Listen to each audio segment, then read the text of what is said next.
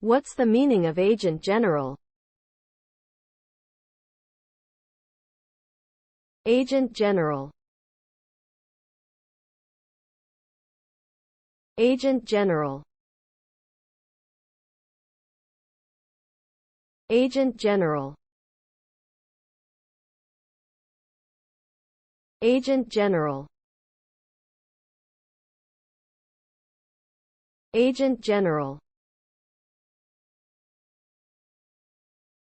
Agent general typically refers to a high-ranking government official responsible for representing their country's interests in another territory or jurisdiction. This can involve promoting trade and cultural exchange, facilitating diplomatic relations, and providing consular services to citizens abroad. In some cases, an agent general may also play a role in negotiating treaties or resolving disputes between their home country and the host nation.